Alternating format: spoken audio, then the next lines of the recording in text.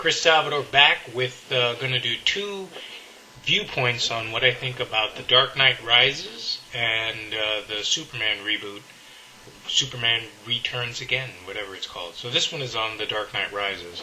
I did an Anoram, I was not really an Anoram, but an over an hour review, which is on Vimeo. You can't see it on YouTube, but there'll be a link to my Vimeo, what I thought about The Dark Knight. I think it's a masterpiece. I know I spoke for an hour about it on The Dark Knight, and I had some problems with it, but I have problems with every movie. So what do I think about The Dark Knight Rises? Well, so far, I'm pretty sad that Marianne Cotillard will not be playing Catwoman because she has other projects that she's going to be busy with, so she can't commit to doing The Dark Knight this May. And they're talking about a lot of actresses that I really don't give a shit about. I mean, they're talking about Charlize Theron, Natalie Portman, Rachel Weisz, and it's like, I really don't care. I don't understand. First of all, everything about Dark Knight Rises has to be on the villain. I choose the villain to be, if they're not going to choose the Riddler, maybe the Clock King, and because he deals with explosives and blowing things up, and time, and he's kind of like the Riddler, but he's not the Riddler.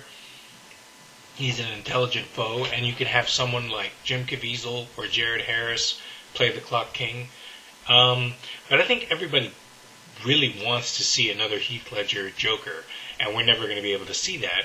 And I would have enjoyed to see Giovanni Ribisi take over the role of Joker, but now Nolan has, well, not now, months ago, Nolan stated he would not bring back the Joker. He didn't feel right about it.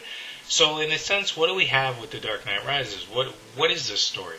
We don't know what it is, but we know that it's going to be the last Batman movie we see, and as a trilogy capered off, what are we going to see with this movie? And it's like, women characters, I mean, do we really want to see Batman fall in love and get married right after Rachel? No. He didn't, and in Batman Begins, he didn't know any women. So far as we know, the only woman he knew was Rachel when he was a kid, and then I guess girls that he dated when he was in high school or prep school or whatever rich person goes to, private schools and college, wherever he went, universities. I don't know what girls he dated. I'm sure he's gotten laid in his life. I know that he's not a virgin all this time, but it's just not something that we're interested in. I mean, all those women didn't stick around with him, and plus he can't be Bruce Wayne with them, because Bruce Wayne, the idea is about being a womanizer and being with lots of women and not caring about women and not really looking for a relationship to settle down. And there is no, I mean, so far as we know, I think Wayne Manor is not rebuilt yet.